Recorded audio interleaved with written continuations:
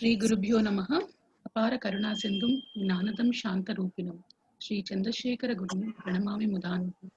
सदाशिव समारंभां शंकराचार्य मध्यमाम् अस्मद् आचार्य पर्यन्तां वन्दे गुरुपरम्पराम्। परमहंस परिव्राजकाचार्य कंచి కామకోటి పరమాచార్య శ్రీ శ్రీ చంద్రశేఖరేంద్ర సరస్వతి స్వామివారి దివ్య పాదార వింద మకరంద రసాస్వాదనతోనూ మరియు శ్రీ శంకర విజయేంద్ర సరస్వతి స్వామివారి దివ్య విజయ ఆశీస్సులతో కావ్యమాలిక కావ్య పరిచయం అనే ఈ కార్యక్రమాన్ని ప్రారంభిస్తున్నాం. కావ్యము అనగా కల్పితం కానీ కల్పితం కానిది కానీ విషయమును వస్తువుగా తీసుకుని అష్టాదశ వర్ణలతో జనరంజకంగా రాసే ప్రక్రియను కావ్యం అంటారు. కావ్యాలను కావ్యాల యొక్క వర్ణనను చాలా చక్కగా వర్ణించడానికి స్వామివారి ఆదేశానుసారం శ్రీ గౌరవనీయులైన దేవి ప్రసాద్ గారు విచ్చేశారు. శ్రీ ఎన్వి దేవి ప్రసాద్ గారు సంస్కృత కళాశాలను 2005వ సంవత్సరంలో స్థాపించారు. ఆత్మాస్ గా పిలువబడే alumni association of the Madras Sanskrit college స్వామివారి సమక్షంలో వేదాలు మరియు దాని ఔచిత్యము, భారతదేశంలో మొట్టమొదటిసారిగా వేద అంత్యాక్షరిని వేదాంగస్ను మీమాంస శాస్త్రంపై ఈ విధంగా ఎన్నో కార్యక్రమాలను ప్రొఫెసర్ డాక్టర్ శ్రీ ఎన్వి దేవి ప్రసాద్ గారి ఆధ్వర్యంలో జరిగాయి. ఈ కళాశాల ఎంతో మంది సంస్కృత పండితులను పరిచయం చేసింది. విదేశాలలో కూడా సంస్కృత భాషకు ఈ కళాశాల విద్యార్థులు ఎంతో సేవలు చేస్తున్నారు. అటువంటి మహోత్తరమైన సంస్కృత భాషను అభివృద్ధి చేసిన దేవి ప్రసాద్ గారిని సాదరంగా మనస్ఫూర్తిగా ఈ కార్యక్రమానికి ఆహ్వానిస్తున్నాం. స్టార్ట్ చేద్దామండి.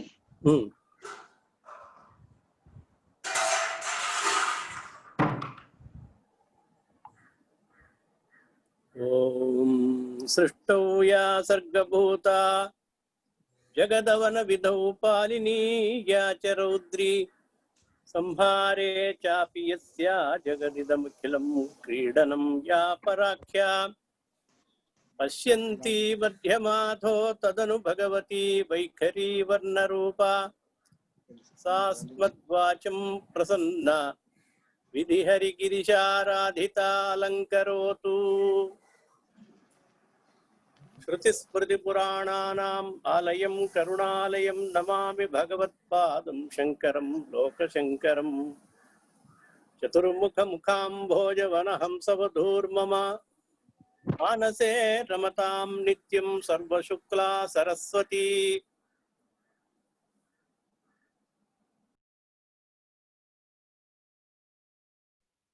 సారీ, మీరు మ్యూట్ అయిపోయారు, కొంచెం అన్మ్యూట్ చేసుకోరా.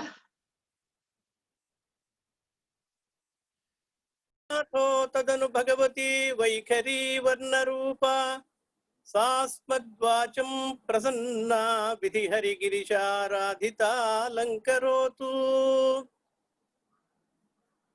చతుర్ముఖముఖాంభోజవనహంసవధూర్మమ మానసే రమతాం నిత్యం సర్వశుక్లా సరస్వతి.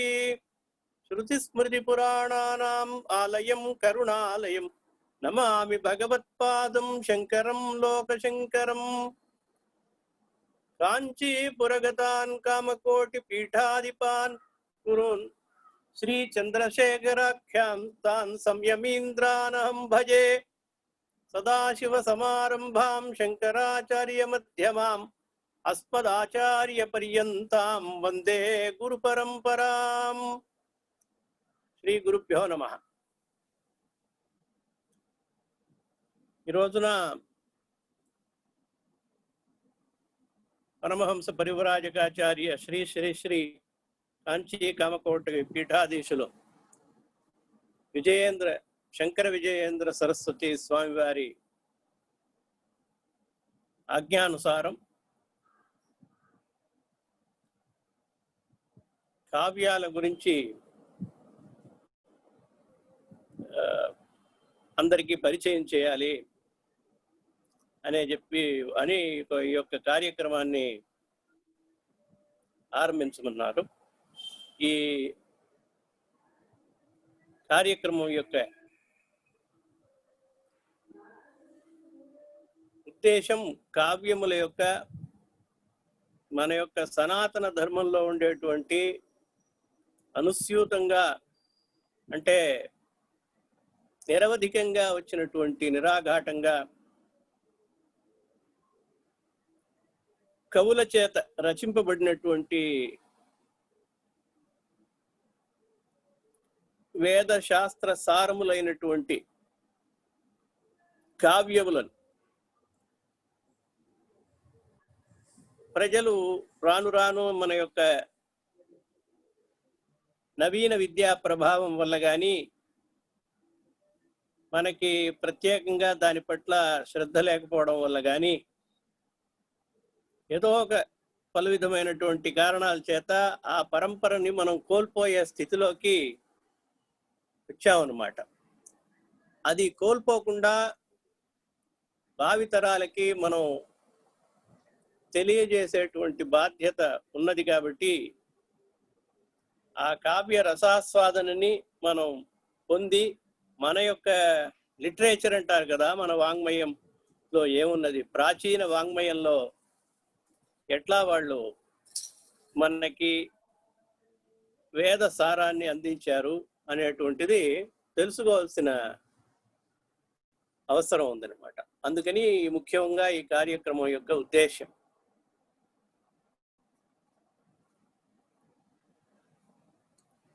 ముఖ్యంగా ప్రాచీనమైనటువంటి ఏదైనా సాహిత్యం అయినప్పటికీ తెలుగు కానీ సంస్కృతం కానీ అలాగే మిగతా భాషలన్నింటిలోనూ సాహిత్యం ఉన్నా కూడా విశేషంగా ఏంటంటే సంస్కృత కావ్యాల యొక్క పరిచయం, దాని నుంచి ఆవిర్భవించినవే అన్ని కూడా అన్ని వాంగ్మయాలు. అలాగే ఏర్పడినటువంటివి ఈ కావ్య మార్గం అనేటువంటిది. అసలు ఎందుకని ఈ కావ్యాలు ఏర్పడ్డాయి అనేటువంటిది మనకి తెలుసుకోవాల్సింది. అదే ఇక్కడ ఇంట్రొడక్షన్ అని చెప్పి ఇది క్లాసిక్స్ అంటారు, క్లాసిక్ లిటరేచర్ క్లాసిక్స్ అంటారు అన్నమాట ఇంగ్లీష్లో. ఈ వాంగ్మయాన్ని కావ్యాలని ఎందుకని మనం చదవాలి, వాటి ప్రయోజనం ఏమిటి అనేది తీసుకుంటే మనకి సనాతనమైనటువంటి మన ధర్మంలో పురుషార్థాలు అనేటువంటివి చాలా ముఖ్యమైనవి అన్నమాట. పురుషార్థాలంటే పురుషుల చేత అర్థింపబడుతున్నవి అని అర్థం అన్నమాట. అంటే పురుషులంటే స్త్రీలు అందరూ కలిసే జనరలైజ్ చేస్తున్నారు, పర్సన్ అని అర్థం అన్నమాట. ఈ జగత్తులో పుట్టినటువంటి మనుషులందరూ కూడా, ప్రతి మనిషి కూడా పొందదగినటువంటివి, కోరదగినటువంటివి, తప్పకుండా పొందవలసినవి అనే అర్థం అన్నమాట. అయ్యా వినపడుతుందా? వినిపిస్తుంది సార్, మీరు కంటిన్యూ అవ్వండి, మీరు ఆపద్దు, వినిపిస్తోంది. అలా పరంపరలో వచ్చినప్పుడు ఏంటంటే వేదం మనకి అన్నిటికీ కూడా ప్రమాణమైనటువంటిది. వేదము నుంచి ఆవిర్భవించిన యస్య నిశ్వసితం వేదాహ అంటారు. పరమేశ్వరుని యొక్క శ్వాసగా ఉంది వేదం. అపౌరుషేయం అంటారు శాస్త్రంలో, పురుషుని చేత నిర్మింపబడినది అని. పురుషార్థాలను అన్నిటినీ ఇచ్చేటువంటిది వేదం అన్నమాట. పురుషార్థాలంటే ఇప్పుడే చెప్పాము, మనిషి చేత పొందదగినవి అని అర్థం అన్నమాట. అవి ఏమిటి అని చూస్తే ధర్మ, అర్థ, కామ, మోక్షాలు 4.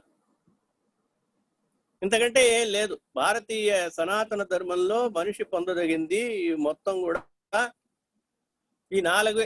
ఇవే మన జాతికి, మన హైందవ వైదిక సంప్రదాయానికి మూల స్తంభాలు. ధర్మార్థ కామ మోక్షాలు, ఇంతకు మించింది ఏమీ లేదు. ఈ పురుషార్థాలని మనకి వివరించి మొట్టమొదటిసారిగా మనకి అనుగ్రహించింది శృతి, అంటే వేదం అన్నమాట. ఈ వేదం మనకి ఇవి చేస్తే మీకు ధర్మం ఏది అనేది ముందర ఉపదేశించింది. ఇవి చేస్తే మీకు అర్థము అంటే ప్రయోజనం లభిస్తుంది, మెటీరియలిస్టిక్ ఎంజాయ్మెంట్ అంటారు, వాటిని పొందుతాం అన్నమాట. తర్వాత కామం అనేది అది కూడా మనకి పూరింపదగినటువంటి, అది ఒక ఎంజాయ్మెంట్, ఒక ఆనందం, కామం. ఇవి 4 కూడా 4 ఆశ్రమాలుగా కూడా విభజిస్తారు అన్నమాట. మొదట బ్రహ్మచర్య ఆశ్రమంలో మనకి ధర్మం ఏది అనేది తెలుసుకోవాలి సంపూర్తిగా, ఒక 20-25 ఏళ్ల వరకు. తర్వాత ధనార్జన, కుటుంబ నిర్వహణకి కావలసినటువంటివి, తల్లిదండ్రుల యొక్క పోషణ, భార్యా బిడ్డల యొక్క పోషణ ఇట్లాగుంటుంది. అర్థము, కామము, వివాహము, తదనంతరము గృహస్థాశ్రమం. బ్రహ్మచర్యాశ్రమము, గృహస్థాశ్రమము, ఆ తర్వాత వార్ధక్యం వస్తుందన్నమాట. దానికి తర్వాత వానప్రస్థాశ్రమం అంటారు. అంటే అక్కడి నుంచి మనం ఈ దైనందినికమైనటువంటి ఈ గృహ భారాన్ని నుంచి అవతలికి వెళ్ళి విడిగా ఒక వనంలో ఉండడం అనేది వానప్రస్థం. వనాయ ప్రస్థీయతే అన్నట్టు.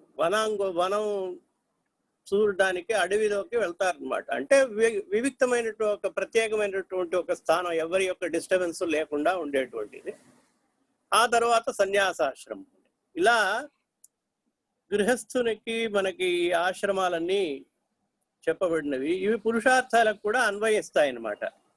కాబట్టి బ్రహ్మచర్యాశ్రమంలో ధర్మము, ఆ తర్వాత ధర్మాన్ని అనుసరించి ధన సంపాదన కామము, అర్థ కామము, ఆ తర్వాత వాటి నుంచి విడుబడి మనం మోక్షం పొందడానికి భగవత్ కైంకర్యం చేస్తూ భగవత్ సేవా నిరతులుగా ఎవరైతే ఉంటారో, అలాగే ఈ మఠాధీశులు ఇట్లాంటి వాళ్ళు, ధర్మ ప్రచారకులు, ఆ మోక్ష మార్గాన్ని చూపించేటువంటి గురువులు ఎవరు ఉంటారో వాళ్ళ యొక్క సేవలో గడుపుతూ వాళ్ళ యొక్క మార్గదర్శనంలో మనం ముక్తికి ఈ జన్మ తరించడానికి ప్రయత్నించడం అనేది ఇది 4వ అవస్థ అన్నమాట.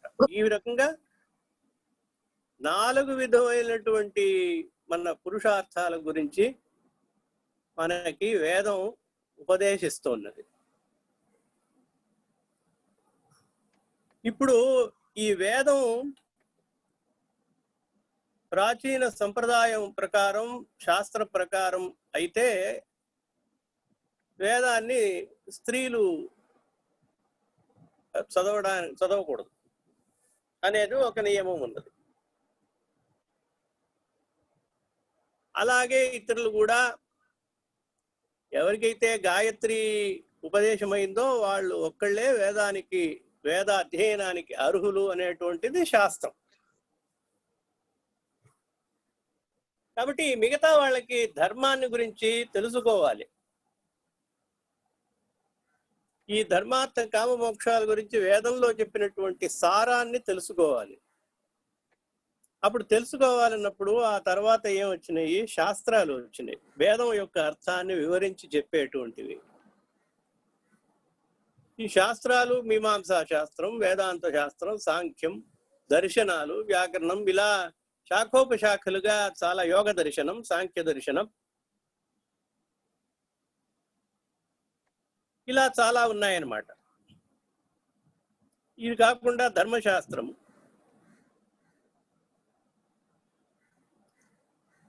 ఇవి కాకుండా ఇంకా వేదము, నాట్య వేదము, గాంధర్వ వేదము అంటారు. నాట్య వేదం అనేది నాట్య శాస్త్రము, గాంధర్వ వేదం అనేది సంగీత శాస్త్రము, ఇలా శాఖోపశాఖలుగా చాలా ఉన్నాయన్నమాట. ఇప్పుడు ఈ శాస్త్రాలు అయిన తర్వాత వేదములు కూడా కాలగతిలో వేదం యొక్క తాత్పర్యాన్ని, అర్థాన్ని తెలుసుకోవడం చాలా కష్టమైందనమాట. ఇంకా ఒక సులభమైనటువంటి ప్రకారంగా వేదంలో చెప్పబడినటువంటి అర్థాలనే ఇంకొక విధంగా సులభమైన శైలిలో చెప్పాలి అనేటువంటి ఒక ఉద్దేశంతో మహర్షులంతా ఏం చేశారు?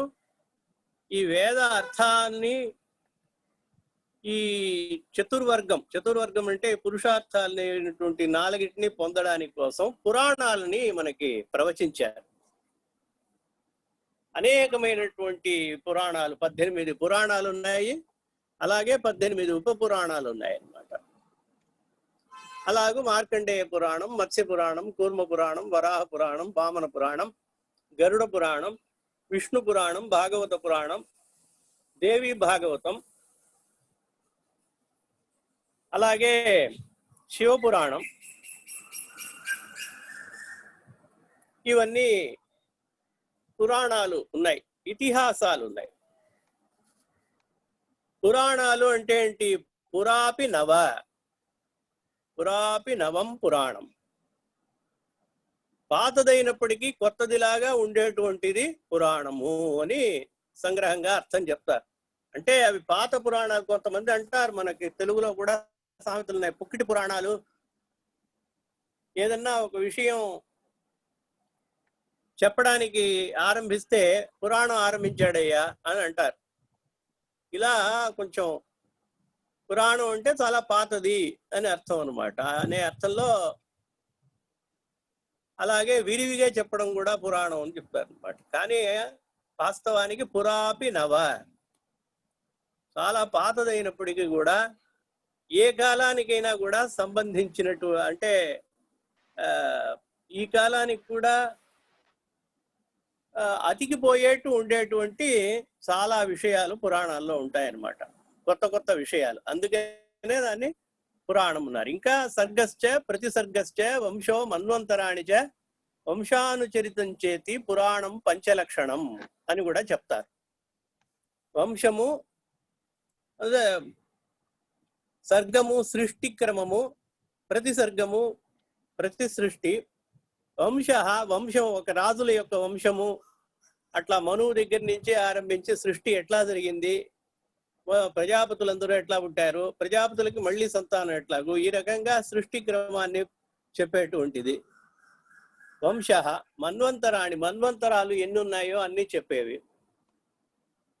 ఇవన్నీ కూడా ఇది పురాణానికి 5 ఉంటే పురాణము అని చెప్పారు అనమాట. సర్గశ్చ ప్రతిసర్గశ్చ వంశో మన్వంతరాణిచ వంశ అనుచరితం, ఆ వంశం యొక్క క్రమక్రమంగా వచ్చేటువంటి చరిత్ర, ఇది పురాణం. ఈ పురాణం కూడా వేదం యొక్క అర్థాన్ని, సారాన్ని తీసుకుని మనకి చెప్తోందనమాట. ఇవి కాకుండా ఇతిహాసాలు అనేవి మనకి ఉన్నాయి. రామాయణం, మహాభారతం అనేటువంటి 2 ఇతిహాసాలు అన్నమాట. 24,000 శ్లోకాలు రామాయణంలో ఉన్నాయి. 1,00,000 శ్లోక పరిమితం, 1,00,000 శ్లోకములు కలిగినటువంటిది మహాభారతం. వాల్మీకి, వ్యాసాదులు రాశారన్నమాట. వ్యాసుడు మహాభారతం, దాంట్లో కూడా ఇవన్నీ చెప్పబడతాయి. మనిషి ఎట్లా పుట్టినప్పటి నుంచి మరణించేంత వరకు ఏమేమి చెయ్యాలి, ఏమేమి చేస్తే వాళ్ళు ధర్మాన్ని, అర్థాన్ని, కామాన్ని, మోక్షాన్ని పొందగలరు అనేటువంటిది విచారించి ఏవి చేయకూడదు, ఏవి చెయ్యాలి. మనిషికి ప్రపంచంలో ఎన్ని కాలాలు మారినా కూడా 2 విషయాలు మనం తెలుసు, 2 విషయాలనే మనిషి కాంక్షించేది, అంటే కోరుకునేది. 2 విషయాలు, హిత ప్రాప్తి, అహిత నివృత్తి అంటారు శాస్త్రంలో. హిత ప్రాప్తి అంటే మంచిది మనకి జరగాలి, మనకేమన్నా అహిత నివృత్తి, అహితమైనటువంటిది చెడు ఏమన్నా ఉంటే దాన్ని పోగొట్టుకోవడం. ఇవి 2 మనుష్య జీవనంలో ఉండేవి. మనం ఎన్ని చెప్పినా, ఏది చెప్పినా ఇవే.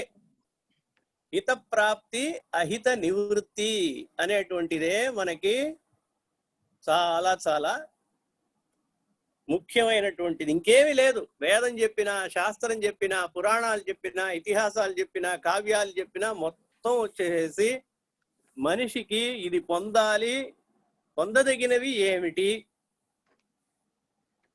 తనకి ఏర్పడేటువంటి ఏమైనా చెడు ఉంటే దాన్ని పోగొట్టుకోవడం, హిత ప్రాప్తి, అహిత నివృత్తి.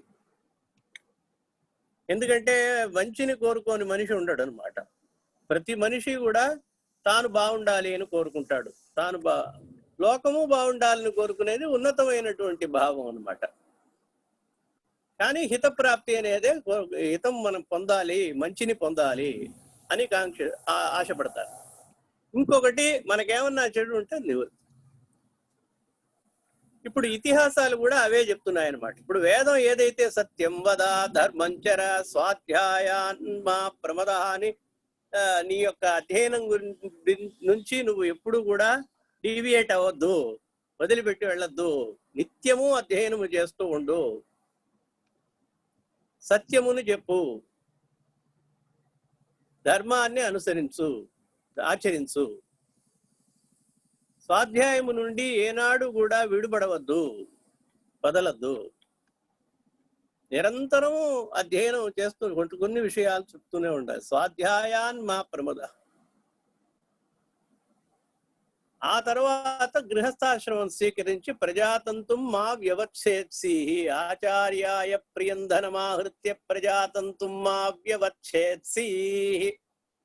ఆచార్యునికి, గురువు గారికి, ఆయనకి సమర్పించుకుని ఆయనకి ఇష్టమైనటువంటి ప్రియం ధనం ఆహృత్య, ప్రియమైనటువంటి వస్తువు ఏముంటుందో ఆ వస్తువుని ఆయనకి సమర్పించి నమస్కారం చేసి ఆయన యొక్క అనుజ్ఞ పొంది వివాహాశ్రమం, గృహస్థాశ్రమానికి ప్రవేశించి అనుస్యూతముగా పరంపరాగతంగా వస్తున్నటువంటి వంశానికి విచ్ఛేదం లేకుండా సంతానము కలిగించుకో, పొందు అని చెప్తోంది. నీకేమైనా సందేహాలుంటే మంచి విద్వాంసులను వెళ్ళి అడుగు, తెలుసుకో.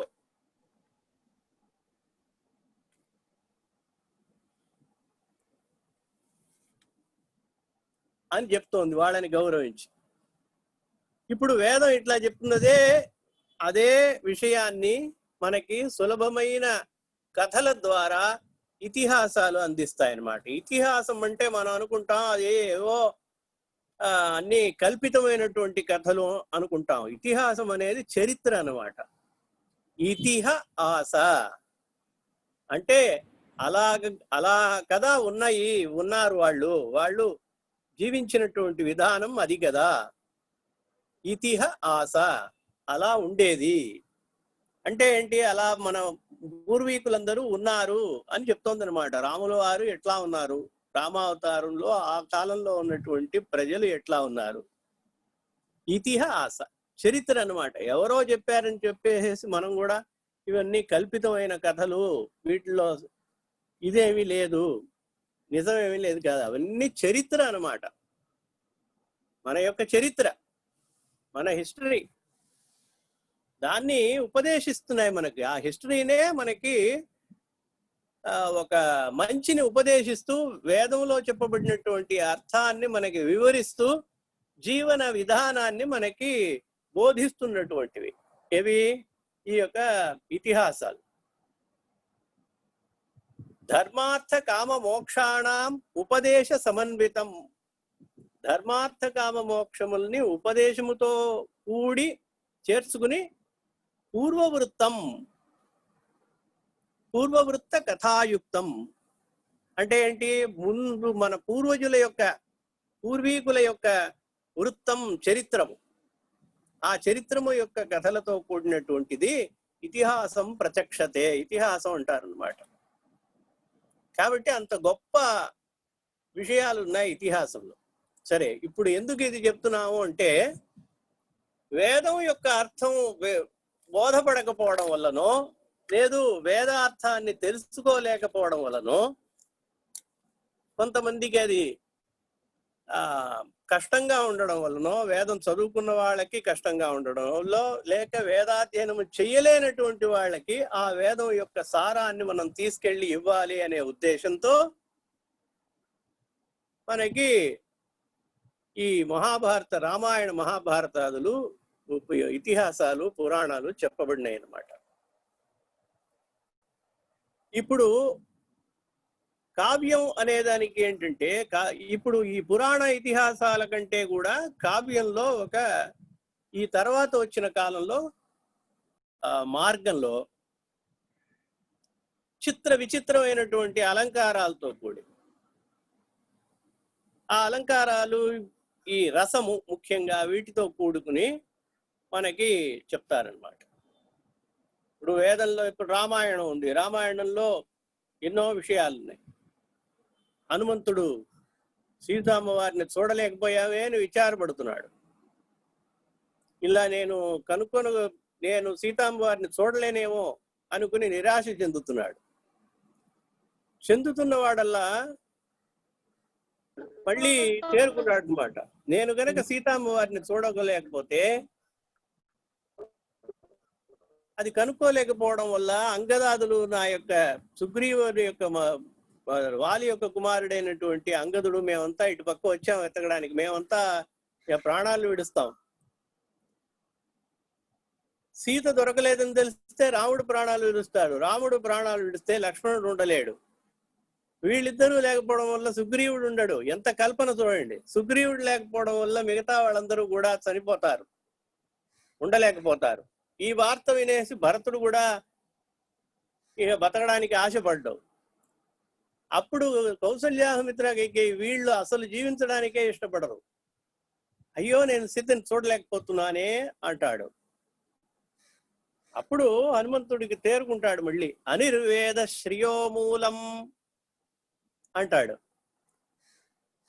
మనిషి యొక్క ఎప్పుడు కూడా నిరాశ చెందకూడదు. అనిర్వేద శ్రియోమూలం.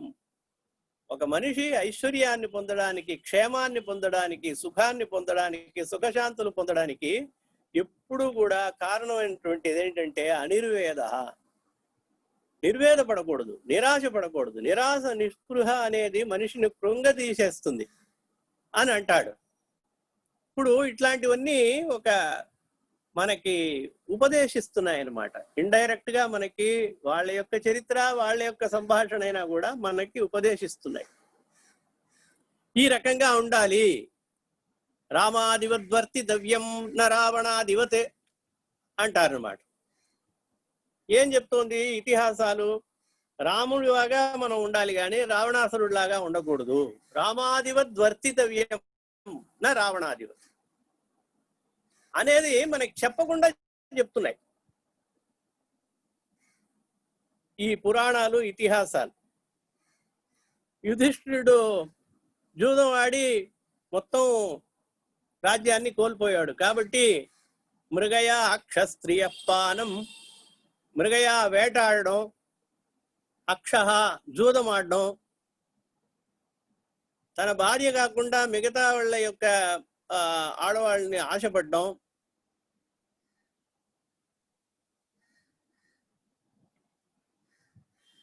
పానం, అలాగే ఈ సురాపానం మొదలైనటువంటి అలవాట్లు ఇవన్నీ ఉండకూడదు అనేది చెప్తోంది. నలమహారాజు చరిత్ర అదే చెప్తోంది. అక్ష ఆ జూదం ఆడకూడదు అని చెప్తోంది. అన్ని మనకి పురాణాల వల్ల, ఇతిహాసాల వల్ల ఒక్కొక్క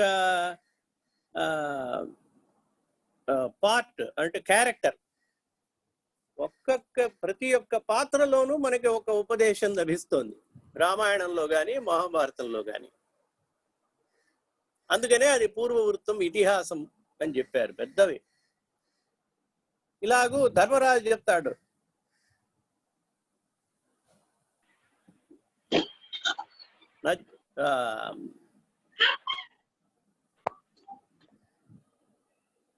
న కామాన్ న భయాన్ న దర్పాత్ ధర్మం జహ్యాం జీవితస్యాపి హేతోహో అంటాడు. నజాదు కామాన్ న భయాన్ న దర్పాత్. కామము చేత పీడింపబడి గాని, కామాని కోసం గాని, ఇంకోళ్ళ యొక్క డబ్బుకి ఆశపడి గాని, భయం చేత గాని, అహంకారం చేత గాని, ఏని చేతైనా కూడా ధర్మాన్ని నేను ఏ సమయంలోనూ వీడను అని చెప్తున్నాడు ధర్మరాజు. నజాతు కామాన్ న భయాన్ న దర్పాత్ ధర్మం జహ్యాం జీవితస్యాపి హేతోహో. నా ప్రాణమే పోయినా కూడా సరే ప్రాణాన్ని అర్పించుకుంటాను కానీ ధర్మాన్ని మటుకు ఎప్పుడు వీడను, ఎటువంటి అవస్థలోనూ వీడను అని చెప్తున్నాడు. ప్రాణాలైనా వదిలిపెడతారు. ఇటువంటి ఉపదేశాలన్నీ మనకి అలాగూ జీవితంలో మనం ఆ ధర్మాన్ని అనుసరించాలి. అర్థకామాల్ని ఇష్టం వచ్చినట్టు అనుభవించడం, ఇష్టం వచ్చినట్టు సంపాదించడం, ధనాన్ని సంపాదించడం కోసం తప్పు మార్గాలు పట్టడం, ఆనందం పొందడం కోసం తప్పు మార్గాలు పట్టడం, అలాగే కామాన్ని పూరించుకోవడం కోసం ఇష్టం వచ్చినట్టు తిరగడం, ఇట్లా చేయకూడదనమాట. ధర్మానికి లోబడి ఉన్నటువంటి అర్థకామాల్ని మనం పొందాలి, లోబడి అర్థకామాల్ని పొందుతూ ఉండాలి. ఈ రకంగా ఇతిహాసాలు మనకి ఉపదేశిస్తున్నాయి. అలాగే లక్ష్మణుడికి ఆ ఆంజనేయ స్వామికి ఆభరణాలు దొరికినప్పుడు ఆ సీతమ్మ వారు తన యొక్క వస్త్రమును చింపి ఆ వస్త్రంలో ఇవి కట్టి అక్కడ పడేసినప్పుడు రాముల వారు వెతుక్కుంటూ వెళ్ళి సుగ్రీవుడిని కలిసినప్పుడు ఆ ఆభరణాలన్నీ అక్కడ హనుమంతుడు చూపిస్తున్నాడు. ఈ ఆభరణాలు ఇక్కడ ఒక ఆవిడ్ని ఒక అసురుడు, రావణాసురుడు ఎత్తుకెళ్తూ ఉంటే కింద పడేయంగా మేము ఇది తీసుకుని జాగ్రత్త చేశాము, ఇది సీతమ్మ వారివే కాదా అని చెప్పి అడుగుతున్నాడు. గుర్తు చేసుకొని మీరు చెప్పండి, చూసి చెప్పండి అని చెప్పి ఆ ఆభరణాలని మూట విప్పి ఆ రాముల వారి కింద పెడుతుంటే రాముల వారు కన్నీరు మున్నీరుగా సీతమ్మ వారిని తలుచుకుంటూ చాలా దుఃఖిస్తూ ఉంటే ఆ కన్నీరు వల్ల ఆయన చూడలేకపోతున్నాడు. దృష్టి పట్టలేదు ఆ ఆయుధాల మీద, ఆ ఆభరణాల మీద. అందుకని ఆ లక్ష్మణుని చూడమన్నాడు. లక్ష్మణుడు ఆ ఆభరణాలని చూస్తున్నాడు, చూసి చెప్తున్నాడు అనమాట. నాహం జానామి కేయూరే నాహం జానామి కుండలే నూపురే త్వభిజానామి నిత్యం పాదాభివందనాత్. ఎంత చక్కటి శ్లోకం చూడండి, ఎంత చక్కటి ఇది. అన్నా రాముల వారి దగ్గర చెప్తున్నాడు, అన్నయ్య నాకు నాహం జానామి కేయూరే, ఈ ఆవిడ యొక్క భుజకీర్తులు ఉన్నాయే, భుజకీర్తులు ఆవిడవే లేదా అనేది నాకు తెలియదు. నాహం జానామి కుండలే, ఆవిడ యొక్క చెవుల్లో ఉన్నటువంటి కుండలాలు ఉన్నాయే అవి ఆవిడవే అనేది నాకు తెలియదు. నేను రికగ్నైజ్ చేయలేను, గుర్తుపట్టలేను. ఎందుకు గుర్తుపట్టలేనంటే నేను ఇంతవరకు చూసింది లేదు వాటిని. కానీ నూపురే త్వభిజానామి, నాకు ఆ యొక్క సీత వదిన గారి యొక్క నూపురములు, గజ్జెలు మటుకు తెలుసు ఉన్నాడు, అది ఆవిడవే. నూపురే త్వభిజానామి. అప్పుడు కేయూర కుండలాలన్నీ ఆ భుజకీర్తులు అవన్నీ నువ్వు చూడలేకపోయావు, తెలుసుకోలేకపోయావు, గుర్తుపట్టలేకపోయావు. ఇవి ఎట్లా గుర్తుపట్టావు అని అడుగుతావా? నిత్యం పాదాభివందనాత్, నేను నిత్యము లేవంగానే వదిన గారికి నమస్కరిస్తున్నా. ఆ ప్రతిరోజు నమస్కరించడం వల్ల ఆ నూపురములు నాకు చాలా బాగా గుర్తుండిపోయినాయి మనసులో. మిగిలిన అవయవాల్లో ఆవిడ ఏం వేసుకున్నది ఏమిటి అనేది నాకంత గమనిక లేదు, నేను చూడలేదు. నాహం జానామి కుండలే నూపురే త్వభిజానామి నిత్యం పాదాభివందనాత్. ఎంత చక్కగా చెప్పాడు. ఈ రకంగా అంటే వదిన గారిని ఎట్లా మనం చూడాలి, తల్లికి సమంగా చూడాలి అనేటువంటిది ఆ యొక్క నీతిని, అట్లాగే మరిది అనేటువంటి వాడు ఎంత వదిన గారిని పవిత్రంగా చూస్తున్నాడు అనేది ఈ కాలంలో మనం చాలా తెలుసుకోవాల్సింది. ఏ కాలంలో అయినా ఇలా ఉండేటువంటి పురాణ ఇతిహాస తత్వాలని తదనంతరం వచ్చేటువంటి వాళ్ళు కవులు, ఇప్పుడు రామాయణం అనేది కావ్యం కూడాను, అది ఇతిహాసంగాను ఉంది, కావ్యంగా కూడా ఉంది. అది ఆది కావ్యం అది. అందుకని నేను ముఖ్యంగా చెప్తున్నాను అన్నమాట, కావ్యాల్లో ఈ వేదంలో ఉండేటువంటి తత్వాల్ని, శాస్త్రంలో ఉండేటువంటి తత్వాల్ని, వీటన్నిటినీ కూడా మథించి మనకి కావ్య రూపంలో రమణీయంగా రసాస్వాదనతో అందజేస్తున్నారు అన్నమాట.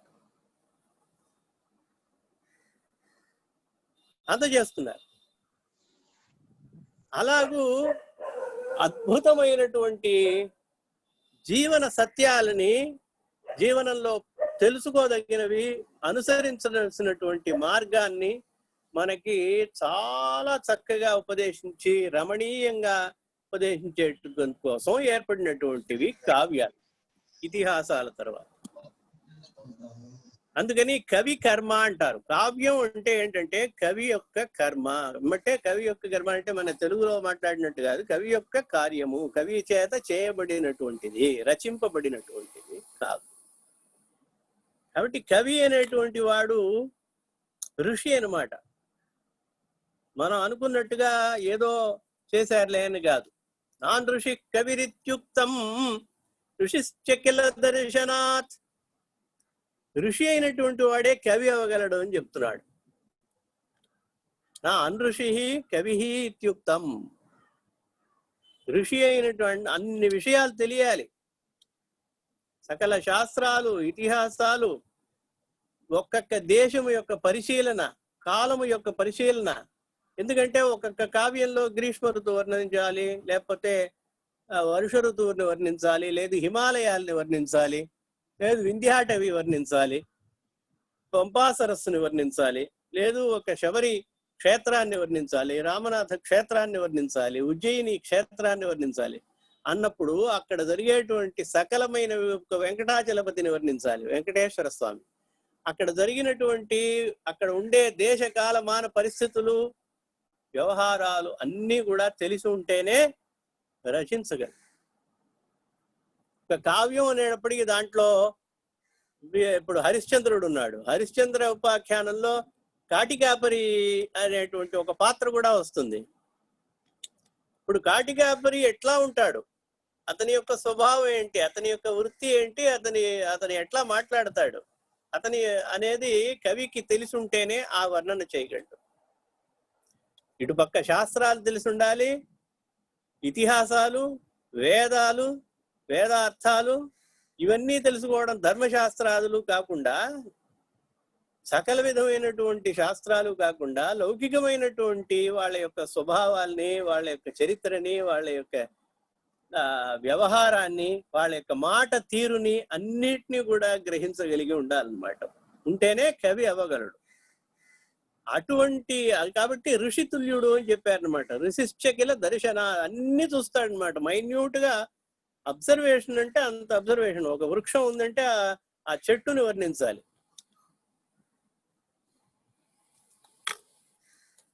అట్లా అది కవి చేయగలడు అనమాట. ఒక సారము లేనటువంటి ఒక విషయాన్ని కూడా జనాల మధ్యలో మెప్పు పొందేట్టుగా తీసుకెళ్లేటువంటి వాడు కవి అన్నమాట.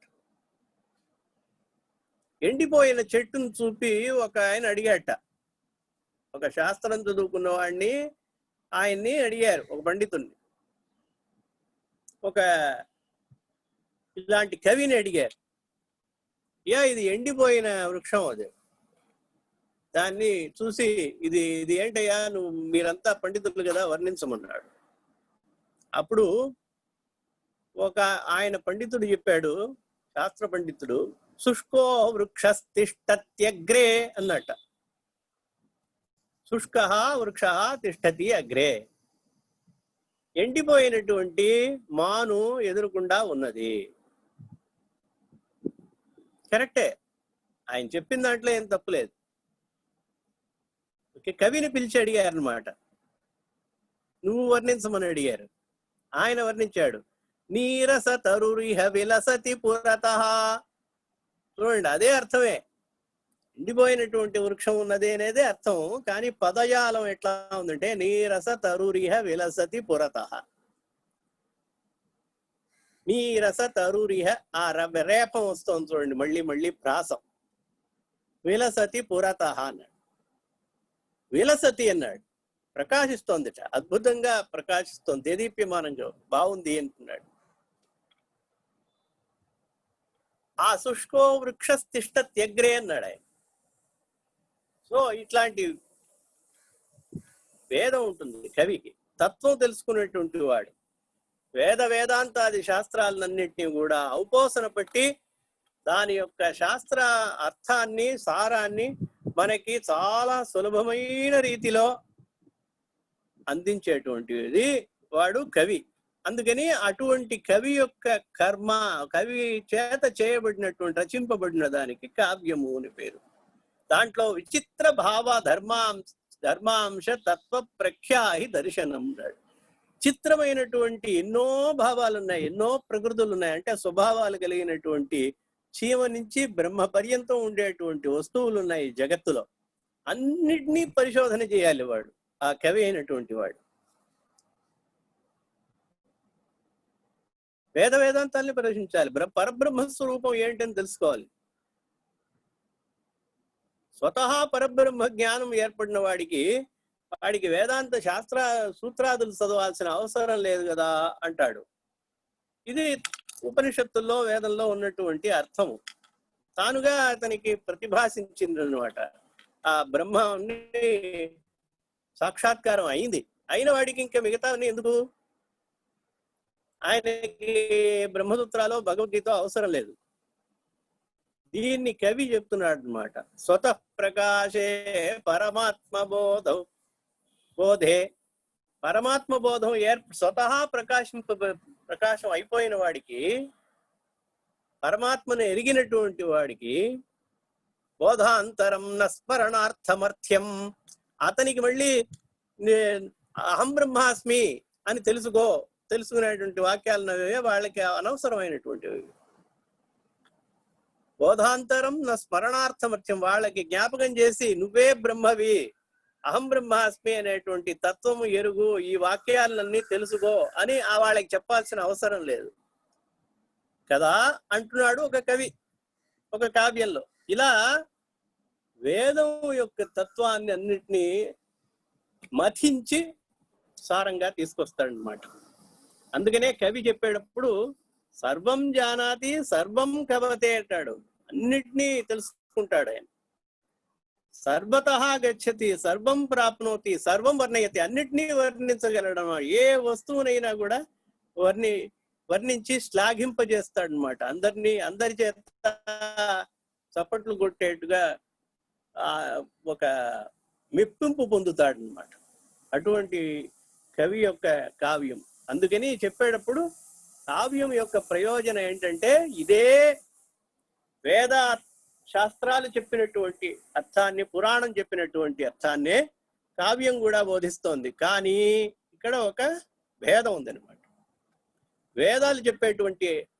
వేదాలు ఎట్లా మనకి బోధిస్తాయంటే ఆజ్ఞాపిస్తాయి. అవి రాజులాగా అన్నమాట. వేదాలు రాజాజ్ఞ.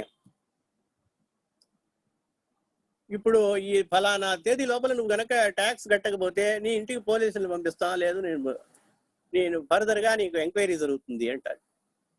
ఫలానా రోజు నీకు కరెంట్ బిల్లు కట్టకపోతే, ఎలక్ట్రిసిటీ బిల్లు, నీకు కరెంట్ కటీఫ్ అంటాడు, కట్ చేస్తాం అంటాడు. అప్పుడే వీడు వెళ్ళి కడతాడు. ఇప్పుడు వేదం చెప్పేది ఎట్లా ఉంటుందంటే ఖరాఖండిగా రాజాజ్ఞలాగా ఉంటుంది. కావ్యానికి కావాల్సినటువంటి ఇంట్రొడక్షన్ అంటే కావ్యానికి ఒక ముందు మాటగా చెప్పాల్సినటువంటి ఆముఖం అంటారు అన్నమాట. చెప్పాలి కాబట్టి ఈ విషయాలు తెలుసుకోవాలి. వేదాలు సత్యం వద ధర్మం జర అంటే రెండో అప్పీల్ లేదు, మీరు మళ్ళీ అడగడానికి లేదు. సత్యం వద, చెయ్యి, ఇది చెయ్యి. యజ్ఞయాగాదులు యజేత స్వర్గకామః. నువ్వు స్వర్గాన్ని అభిలషించినట్టయితే ఈ యాగాన్ని, ఫలానా యాగాన్ని చెయ్యి, అశ్వమేధ యాగాన్ని చెయ్యి.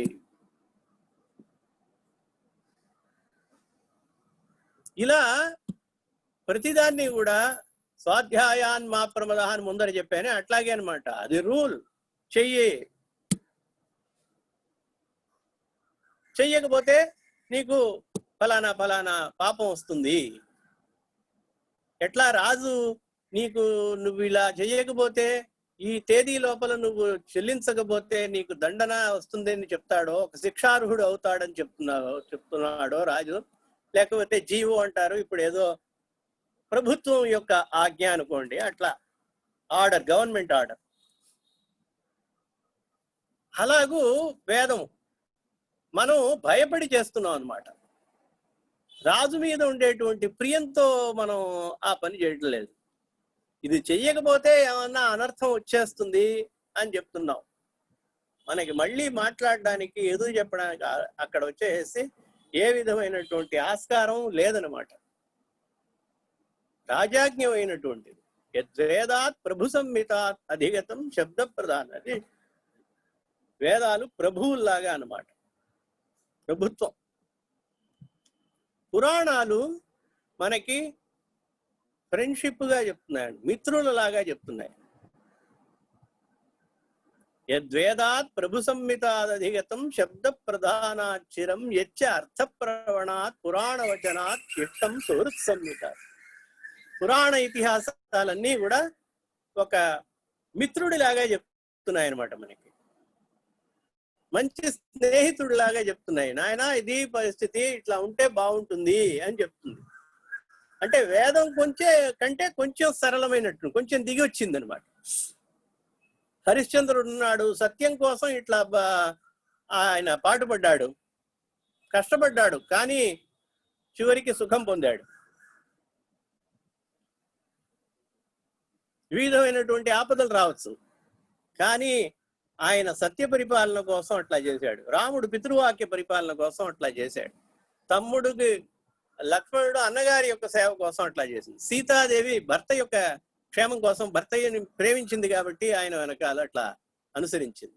దమయంతి అనేటువంటిది పతివ్రత శిరోమణి అట్లా చేసింది. ఈ రకంగా మనకి చెప్తూ వస్తున్నారు అన్నమాట.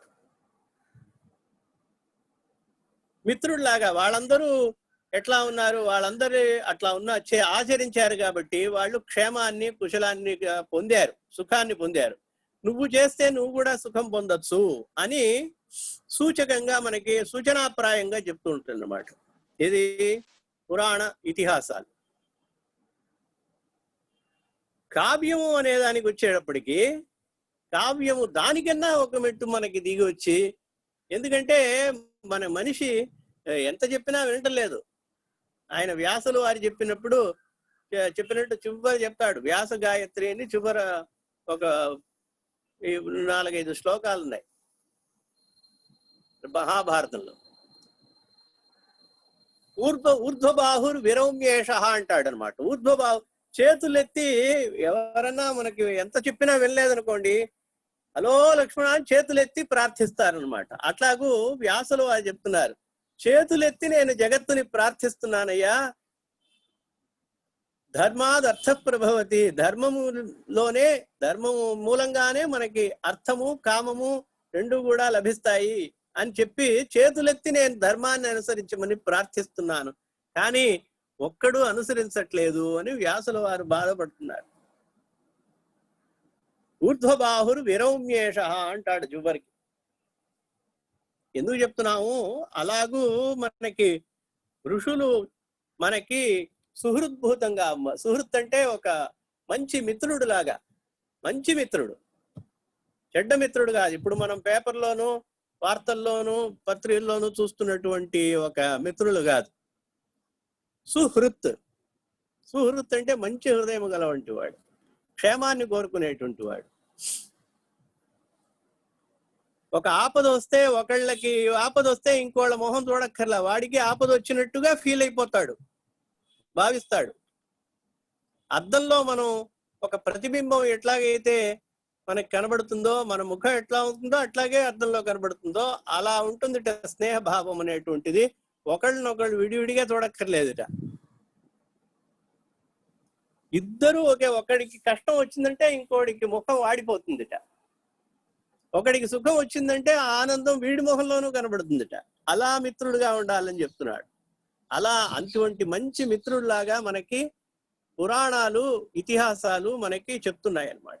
అవి కూడా మనకి చాలా ఎక్కువగా అనిపించి, అంటే వినలేకపోయి ఇంకా కొంచెం సరళంగా దిగి వచ్చేందుకు ఏర్పడినటువంటివి కావ్యాలు అన్నమాట. అందుకనే మహర్షి రామాయణం అనేటువంటి మహాకావ్యాన్ని చేశాడు. కాళిదాసు భవభూతి ఆయా భాషల్లో ఉన్నాయి, చాలా భాషల్లో అన్ని భాషల్లోనూ కావ్యాలు ఉన్నాయి.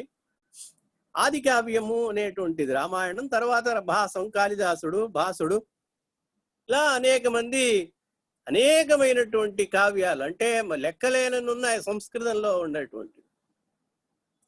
అప్పుడు కావ్యం అనేటువంటిది ఏం చేస్తోంది, ఒక ప్రియమైనటువంటి యువతిలాగా, భార్యలాగా మనకి కావలసినటువంటి సకల విధమైనటువంటి సౌకర్యాల్ని అందిస్తూ,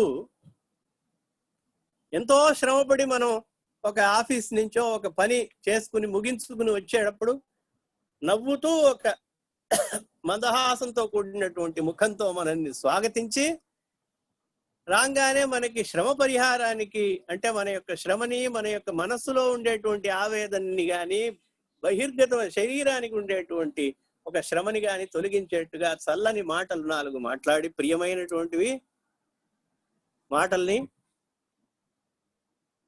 మనకి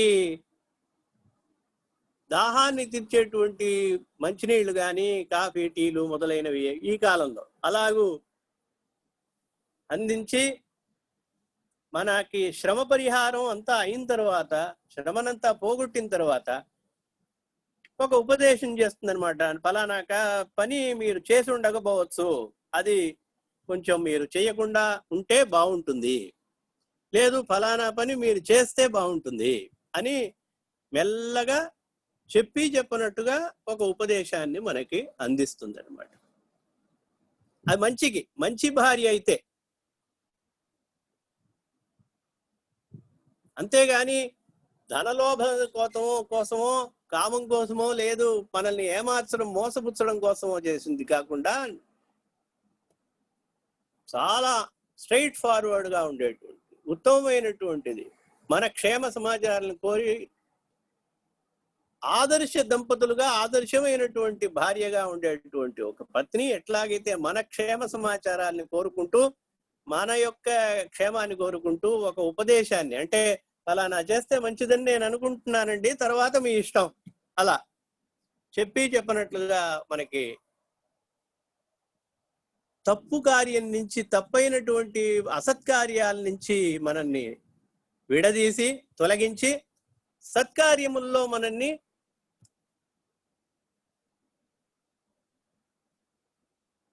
ప్రవర్తింపజేస్తుంది అనమాట.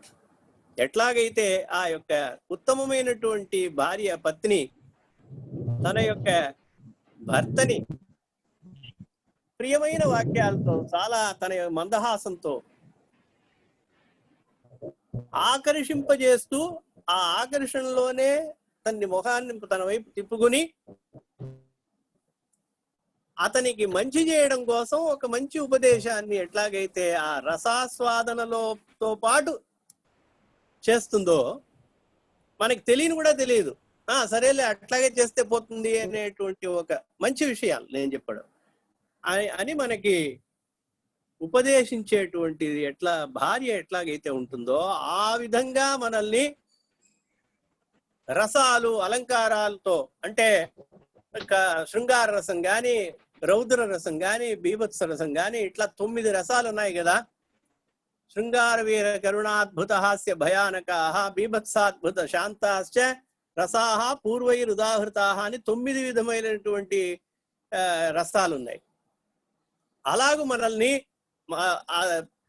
ఆ కావ్యాలు ఏం చేస్తాయి, తమ వైపు తిప్పుకుంటాయి. ఎట్లా తిప్పుకుంటాయి, వాటిలో ఉండేటువంటి ఆ ఒక రసం వల్ల, రసాస్వాదన వల్ల, అలంకారాల వల్ల, గుణాల వల్ల, ఉత్తమమైనటువంటి గుణాల వల్ల. ఎలా భార్యదెందు ఉత్తమమైన గుణాలు ఉండడం వల్ల, సౌందర్యాది గుణాలు కాకుండా అంతః మనసులో ఉండే నిష్కల్మషమైనటువంటి, రుజుబుద్ధి అయినటువంటి, పరోపకార నిరతత అనేటువంటిది, భక్తి, దైవభక్తి మొదలైనటువంటి ఉత్తమ గుణాలైనటువంటి కలిగినటువంటి భార్య ఎట్లాగైతే తన వైపు తిప్పుకుని ఒక మంచి ఉపదేశాన్ని మనకి అందిస్తుందో, మంచి జీవనానికి మార్గాన్ని చూపిస్తుందో, ఆ రకంగా కావ్యం వేదం యొక్క అర్థాన్నే తీసుకుని రసాస్వాదంతో, రసంలో మునిగిపోయి ఉంటాం అనమాట మనం. అది శృంగారం అవచ్చు, హాస్యం అవచ్చు, భక్తి రసం అవచ్చు, మోక్షాన్ని కూడా అందిస్తుంది కావ్యం.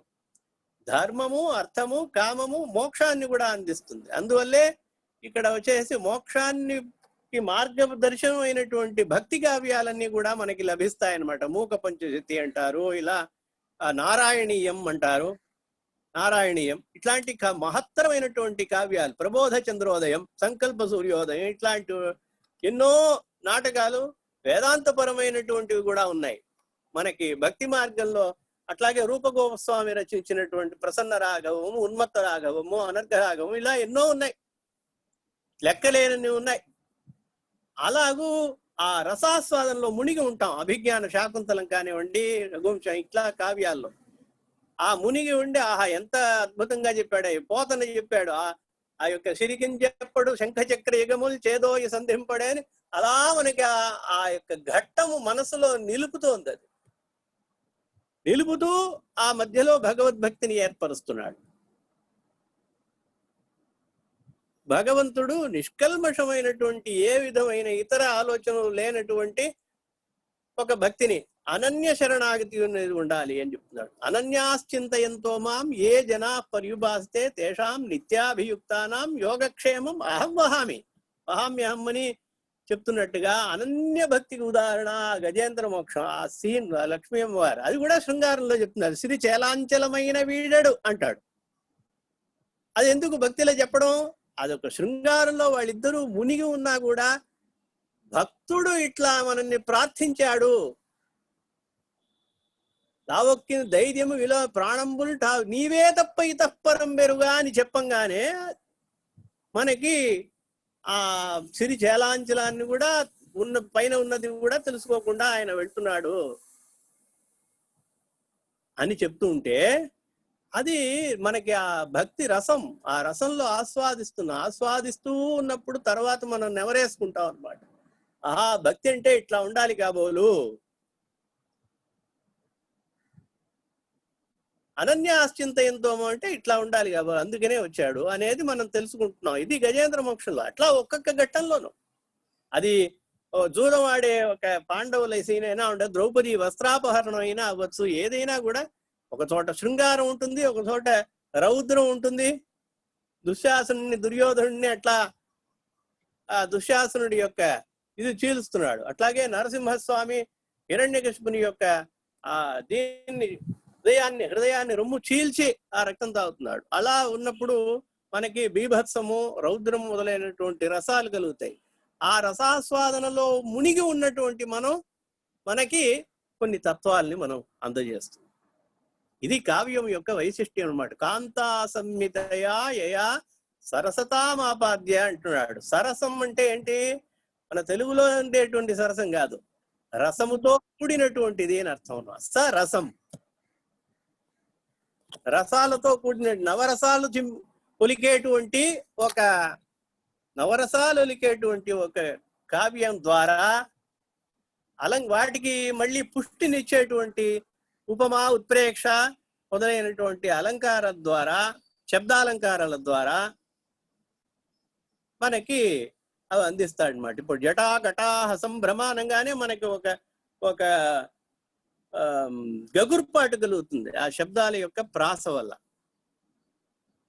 ఒక అట్రాక్షన్, ఒక ఆకర్షణం కలుగుతుంది.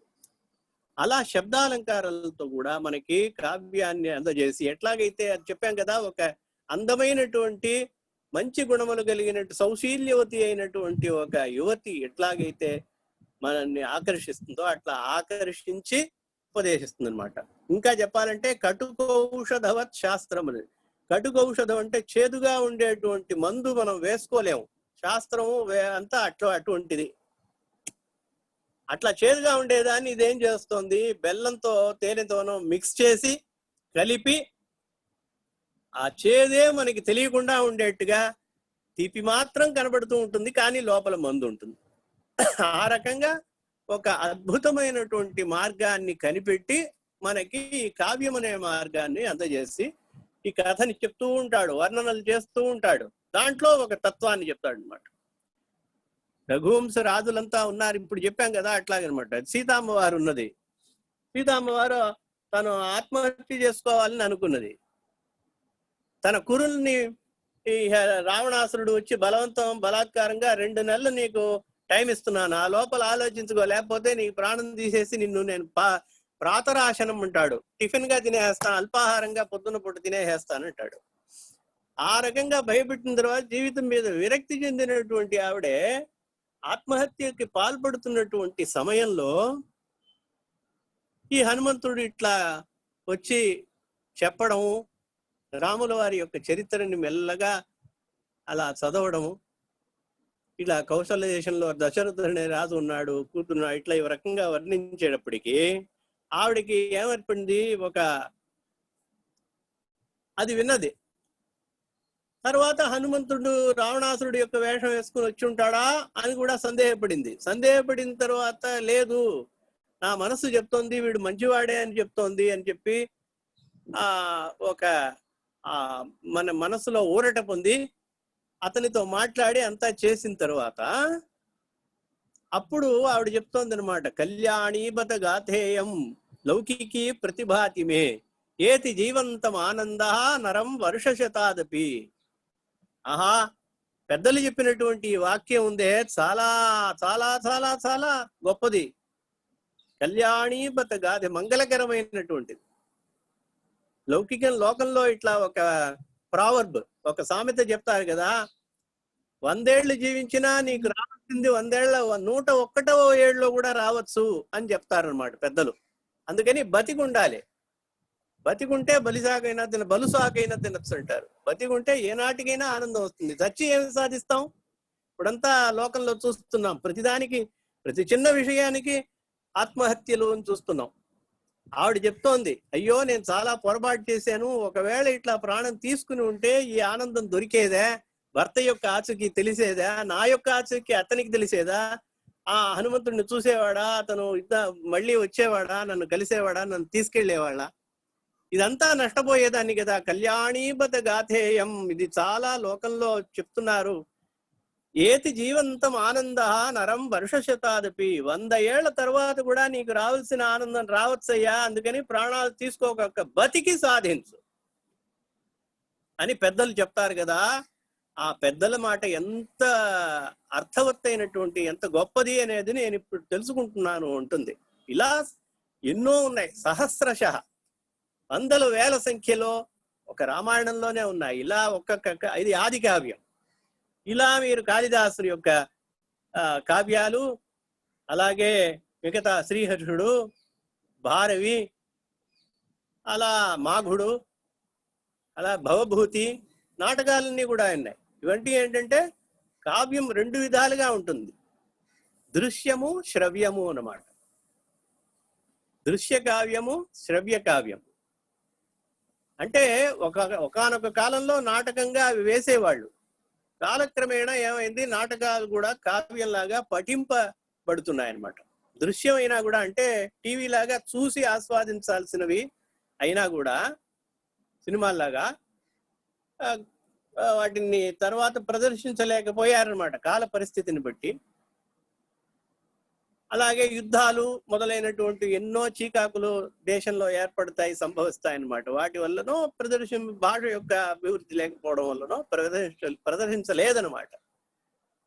కానీ కావ్యంలాగా అవి కూడా పఠింపబడుతున్నాయి. కాబట్టి దృశ్య కావ్యం అంటే నాటకాదులు,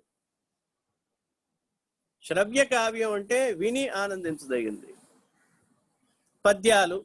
అలాగే ఈ పద్యాల్లో కూడా ఇంకా చిన్న కావ్యాల దగ్గరని ఒక శ్లోకం కూడా కావ్యం అవ్వచ్చు. మంచి పుష్టి కలిగినటువంటి ఒక అర్థాన్ని మనకి ఉపదేశించేదే కావ్యం. మనస్సుకి ఆహ్లాదాన్ని కలిగించేటువంటి ఒక శ్లోకము యొక్క సగభాగము, అర్ధ శ్లోకం కూడా కావ్యం అవ్వచ్చు. అదే పెద్దదిగా ఉండాలని ఏం లేదు, కాకపోతే ఇది చిన్న కావ్యం కాబట్టి ఒక శ్లోకం నుంచి 4 శ్లోకాలు, 5 శ్లోకాలు, 10 శ్లోకాలు, తర్వాత 50 అంటారు, 50 శ్లోకాలు. అలా 50 శ్లోకాలు కలిగినటువంటివి కొన్ని ఉన్నాయన్నమాట. బిల్హణుడు రచించినటువంటివి అలా చౌర పంచాశిక అంటారు, 51 శ్లోకాలు ఉంటాయి దాంట్లో. తర్వాత శతకాలు, శతకాలన్నీ ఏంటంటే విడివిడి శ్లోకాలు, ఒక శ్లోకానికి సంబంధం అవసరం లేదనమాట. దానికి ముందరే ఏమైంది అని తెలుసుకోవాల్సిన అవసరం లేదు. ఇలా ఉపదేశం చేస్తూ మనకి రచించినటువంటివే మహానుభావులు కాళిదాస, భాస, వ్యాస, వాల్మీకి మొదలైనట్టు. అందుకనే కాళిదాసు చెప్పేటప్పుడు అథవా కృతవాగ్ద్వారే వంశేస్మిన్ పూర్వసూరిభి అంటాడు. ముందర వాల్మీకి, వ్యాసాది మహర్షులు చూపినటువంటి మార్గంలో నేను నడుస్తున్నాను, ఈజీగా వెళ్తున్నాను. నాకని బుద్ధి ఏమి పెద్ద స్పెషల్ గా లేదు, మందబుద్ధిని నేను. కానీ మందబుద్ధి అయినటువంటి వాడివి నువ్వు ఇంత గొప్ప కావ్యాన్ని చేస్తున్నావు, కావ్యాలు రాస్తున్నావు అని అడుగుతారేమో. పూర్వసూరిభి, ముందర ఉండేటువంటి వ్యాస, వాల్మీకి అది మహర్షులు చేసినటువంటి కావ్యాలు ఉన్నాయి కదా, మహాభారతం, రామాయణం మొదలైనవి. ఆ కావ్యాలు మార్గం చూపించారు. ఆ మార్గం చూపించిన మార్గంలో నేను వెళ్తున్నాను, సులభంగా వెళ్ళగలుగుతున్నాను. ఎట్లాగూ మనం వజ్ర సముత్కీర్ణే సూత్రస్యేవ అస్తి మేగతి అంటాడు. ఒక వజ్రం ఉంది, ఆ వజ్రానికి మామూలు రంధ్రం చేయకపోతే వెళ్ళడం చాలా కష్టం. రంధ్రం చేయలేదు. దారం ఉంది, దారం వచ్చేసి వజ్రాన్ని పొడవగలదా, దానికి కన్నం చేయగలదా? చేయలేదు. కానీ దానికి కన్నం చేయాల్సినటువంటి అరగదీసేటువంటి ఒకటి ఉంటుంది కదా, సాధనం, ఆ ఆకురా ఏదో ఉంటుంది కదా, ఆ సాధనం చేత దానికి కన్నం చేసిన తర్వాత, రంధ్రం చేసిన తర్వాత ఈ దారం ఈజీగా దాంట్లో వెళ్తుంది అనమాట. దారమో తీగో ఏదైనా వెళ్తుంది. ఆ రకంగా పూర్వ మహర్షులు చేసినటువంటి కావ్య మార్గాన్ని అనుసరించి నేను ఈ కావ్య మార్గంలో పయనిస్తున్నాను అంటాడు, దారంలాగా. కాబట్టి వాళ్ళు చాలా కష్టపడి కావ్యాలన్నీ బోళ్ళని రాశారు మహర్షులు. అది ఎట్లా ఉంది, ఆ పనిముట్టులాగా ఉంది. రంధ్రానికి చేయడానికి ఉపయోగించేటువంటి పనిముట్టు ఉందే, దానిలాగా అత్యంత కఠినంగా వాళ్ళు చేశారు, శ్రమపడి చేశారు. చేసిన దాంట్లో నేను ఒక దారము లాగా లోపలికి ప్రవేశిస్తున్నాను, తన యొక్క వినయాన్ని ప్రకటిస్తున్నాడు. ఆ రకంగా మహర్షులు ఎంతో మంది చేశారు. ఈ కాళిదాసు, వ్యాస, భాసాదులు, మనం ఇవన్నీ కూడా కావ్యాలు ఉన్నాయి. మహాకావ్యం అనేది ఈ నాటకము, అలాగే దృశ్య కావ్యం అంటారు, చూసి ఆనందింపదగినటువంటిది. నాటకాల్ని కూడా కావ్యాలుగా తీసుకోవచ్చు. శ్రవ్య కావ్యం అయినటువంటి రఘువంశం, కుమార సంభవం మొదలైనటువంటి ఎన్నో అన్ని తెలుగు భాష, తమిళం, ఒడియా, బెంగాలీ, హిందీ, అన్ని భాషలకి కూడా కావ్యానికి మార్గదర్శమైనటువంటిది సంస్కృత వాంగ్మయం కావ్యాలు. దాంట్లో కూడా వాల్మీకి విరచితమైనటువంటి రామాయణం, వాటికన్నిటికీ కూడా సంస్కృత కవులందరికీ కూడా ఆదర్శమైనటువంటి. అలాగూ బృహత్ కావ్యం అంటారు, మహత్ కావ్యం, మహాకావ్యం అంటారు అన్నమాట. మహాకావ్యంలో 18 వర్ణనలు అతి ముఖ్యమైనటువంటిది అనమాట. ఇప్పుడు నేను చెప్పినట్టుగా ఒక అర్ధ శ్లోకం కూడా కావ్యం అవచ్చు, ఒక శ్లోకం కావ్యం అవచ్చు, 4 శ్లోకాలు, 10 శ్లోకాలు, 50 శ్లోకాలు, శతకము, తర్వాత 500 ఉన్నాయి, పంచశతం, మూక పంచశతి లాగా. అలా 1000 శ్లోకాలకి పాదుకా సహస్రం, లక్ష్మీ సహస్రం మొదలైన కావ్యాలు ఉన్నాయి.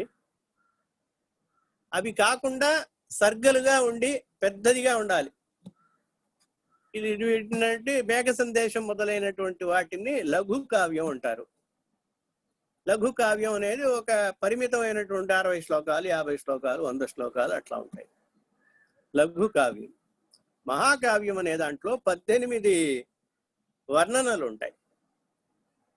ఎలాగూ అంటే నగర అర్ణవ శైల ఋతు, నగరార్ణవ శైలర్తు చంద్రార్కోదయ వర్ణనై, ఉద్యాన సలిల క్రీడా మధుబానరతోత్సవై, విప్రలంభైర్వివాహైశ్చ కుమారోదయ వర్ణనై. ఇవన్నీ చేయాలి.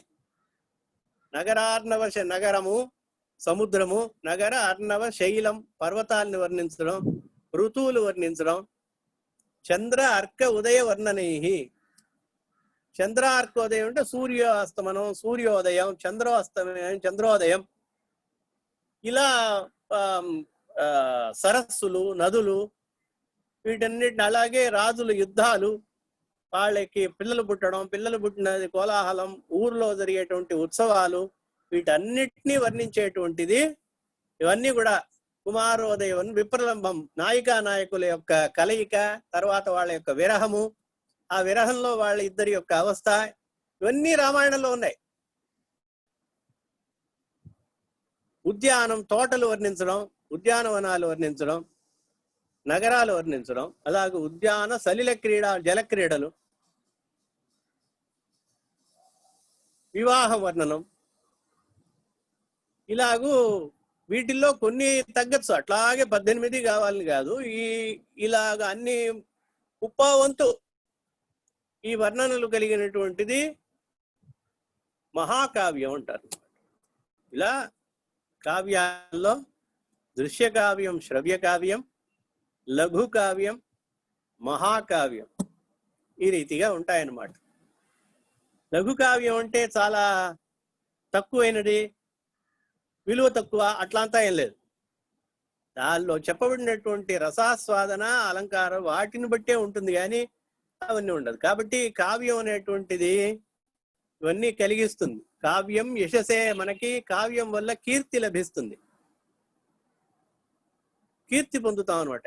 ఇంకా చాలా ఉంది ప్రయోజనాలు. కావ్యం యశసే అర్థకృతే, మనకి పాతకాలంలో అట్లా ఉండేది. డబ్బు కావాలనుకుంటే ఈ యొక్క కావ్యాన్ని మనం ఎవరికైనా అంకితం ఇస్తే వాళ్ళు డబ్బులు ఇస్తారు, వాళ్ళు ధనం మనకి కలిగే పాతకాలంలో ఉండేది. ఇప్పుడంతా లేదు. ఇప్పుడు కూడా ఏంటంటే ఎవరన్నా ఒక రాజకీయ నాయకులు అట్లా ఉండే వాళ్ళని ఎవరన్నా ప్రశంసిస్తే వాళ్ళ యొక్క ఆశ్రయం లభిస్తుంది. ఆ ఆశ్రయం వల్ల మనం ఉన్నత పదవులు పొందొచ్చు అనమాట. అట్లా ఆ రకంగా అర్థ మనకి ప్రయోజనం లభిస్తుంది అనమాట. మనం అనుకున్నటువంటి నెరవేర్తాం అర్థకృతే.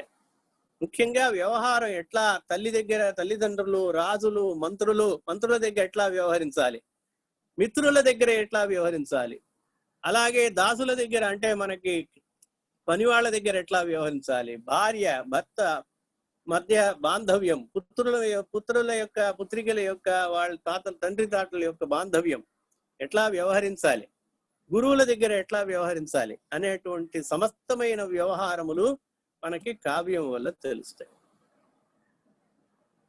అన్నిటికంటే ముఖ్యమైనటువంటిది, మనకి ఏమైనా అమంగళం ఉంటే, చెడు ఏమన్నా ఉంటే దాన్ని నివృత్తి చేసి, అంటే ఆ చెడు వల్ల మనకి కలగాల్సినటువంటి ఒక శుభం కలగకుండా ఉంది, ఆ కలగడానికి ఇవి అడ్డంకులుగా ఉన్నాయి. కొన్ని అశుభ గ్రహాలు, అశుభమైనటువంటి పరిణామాలు, వాటిని నివర్తింపజేసేటువంటిది మహిమ కూడా కావ్యాలకు ఉంది. అందుకనే ఇవాళ రోజున సుందరకాండ పారాయణం చేయాలంటున్నాం. సుందరకాండ అనేది రామాయణము కావ్యమే. అలాగే చాలా మంది కొంతమందికి కవులకి వచ్చేసేసి శ్రేయస్సు జరిగింది, మంచి జరిగింది అనమాట. కుష్ఠవ్యాధితో పీడింపబడినటువంటి ఒక కవి, మయూర కవి అని పేరు. ఆయనకి ఒక శాపం వల్ల కుష్ఠవ్యాధి వచ్చింది. ఆ వ్యాధి నివృత్తి కోసం ఆయన సూర్యుడి గురించి ప్రార్థించాడు.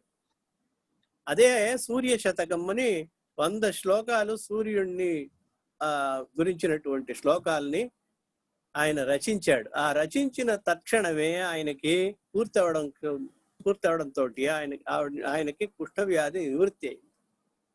అలాగూ కావ్యం వల్ల మనకి ఏమైనా అమంగళకరమైనటువంటివి ఉంటే, చెడు జరిగేట్టుగా ఉంటే కూడా వాటిని నివర్తింపజేసేటువంటి మహిమ కావ్యాలకు ఉన్నది. అలాగే ఇంకో నారాయణ భట్టదిరి ఆయనకి వ్యాధి వచ్చింది. గురుపవనపురాధీశుడని ఆయన గురువాయూరు కృష్ణుడు దగ్గర ప్రార్థించి భాగవతాన్ని సారంగా రచించాడు. రచించిన తర్వాత ఆయనకి ఆ వ్యాధి పోయింది. నారాయణ భట్టదిరి, అదే నారాయణీయం అంటాం. వాస్తవంగా అది భాగవత సంగ్రహం, సారం. ఆ సారాన్ని మనం నారాయణ భట్టదిరి రచించడం వల్ల నారాయణీయం అంటాం. మనకి ప్రత్యక్షంగా పోయిన సెంచరీలోనే, మనకి శతాబ్దిలోనే మనకి ఉదాహరణ కనబడుతుంది. ఇట్లాగూ మనకి అమంగళమైనటువంటివి ఏమన్నా ఉంటే అవి తొలగిపోతాయి. ఇంకా అన్నిటికంటే ఎక్కువ ప్రయోజనం, అత్యధికమైనటువంటి ప్రయోజనం ఏంటంటే, వేదం శాస్త్రాల కంటే రసమయమైనటువంటి ఆస్వాదన కావ్యంలో. సద్య పరనిర్వృతయే. అది చదువుతూ ఉంటే చాలు ఆస్వాదన అట్లాగే మనకి ఒక మనస్సులో రసావేశం కలుగుతుంది. అది వేదంలో గాని శాస్త్రాల్లో గాని ఎక్కడా కూడా ఆ ఆస్వాదన కనపడదు, కలగదు. కాబట్టి కావ్యము చాలా గొప్పది అని చెప్పి సద్య పరనిర్వృతయే. అలాగూ అది కూడా మనకి శ్రమ తెలియకుండా, చేదు తెలియకుండా ఆ మందుని మనకి ఇస్తున్నటువంటి ఒక ఉత్తమమైనటువంటి మార్గము అని చెప్పి, ఇవి కూడా వాళ్ళు చెప్పిందే. ఇప్పుడు మనం చెప్పింది మహర్షులు వాళ్ళంతా కూడా చెప్పారు. ఈ విధంగా కావ్యం యొక్క ప్రాధాన్యం మనం చూసుకుంటున్నాం. తర్వాత వీలైనంత వరకు ఒక్కొక్క కావ్యంగా లేదు ఒక్కొక్క కవిగానో ఆ కావ్యం యొక్క సారాన్ని మనం తర్వాత వచ్చేటువంటి ప్రవచనాల్లో తెలుసుకుందాం అని చెప్పి దీంతో నేను ముగిస్తున్నాను. అందరికీ సవినయమైనటువంటి నమస్కారం. ఓం శాంతి శాంతి శాంతి. హరి ఓం. ధన్యవాదాలు దేవి ప్రసాద్ గారు. స్వామివారు ఈ సంస్కృత కళాశాలలో అనుగ్రహ భాషను ఇచ్చినప్పుడు మఠానికి ఈ కళాశాలకి ఉన్న గొప్ప సంబంధాన్ని వివరించి, అల్యూమ్నై విద్యార్థులు శాస్త్రాలని, సంస్కృత భాషా ప్రాముఖ్యతను, మన భారతీయ సంస్కృతిని విస్తరించడానికి ఎంతో కృషి చేస్తున్నారు అని చాలా ఆనందించారు. నేపాల్ నుంచి కన్యాకుమారి వరకు ఈ కళాశాల విద్యార్థులు విస్తరించి ఉన్నారని వారు చెప్తూ, స్వామివారు సంస్కృతం యొక్క ప్రాముఖ్యతను చెప్పడమే కాకుండా వేదాలు చెప్పిన విషయాలను తెలుసుకోవాలని, అది ముందు ముందు తరాల వారికి మనము అందించాలని కూడా వారి ఆకాంక్షను తెలియచేశారు. స్వామివారి ఆదేశంతో ఈ కార్యక్రమం ప్రారంభించడము శ్రీ దేవి ప్రసాద్ గారు ఈ ఎంతో ఓపికతో తేలికైన భాషలో ప్రతి ఒక్కరికి అర్థమయ్యే రీతిలో ఎన్నో విషయాలను మా శ్రవణములకు రుచి చూపించారు. ఇవాళ వారికి మరొక్కసారి మా ఇంటిగ్రేటెడ్ పాఠశాలల తరఫున ధన్యవాదాలు తెలియజేస్తున్నాం. ఈ కార్యక్రమంలో భాగంగా ఒక చిన్న గమనిక.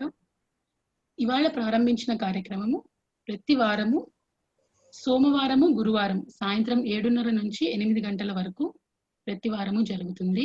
సో అందరూ దయచేసి ఈ కార్యక్రమానికి విచ్చేసి ఎన్నో విషయాలను తెలుసుకోవాల్సిందిగా కోరుతున్నాను. ధన్యవాదాలు. థ్యాంక్ యూ అండి దేవి ప్రసాద్ గారు, చాలా సంతోషం. అంటే మీరు వచ్చి మాట్లాడచ్చా? మీకు రికార్డింగ్ అయింది కదా? మాట్లాడచ్చండి. అయిపోయిందండి. ఆపేస్తాను రికార్డింగ్. ఆపేస్తే అదే మీకు టైం ఏమన్నా ఎక్కువ అయిందా? లేదండి.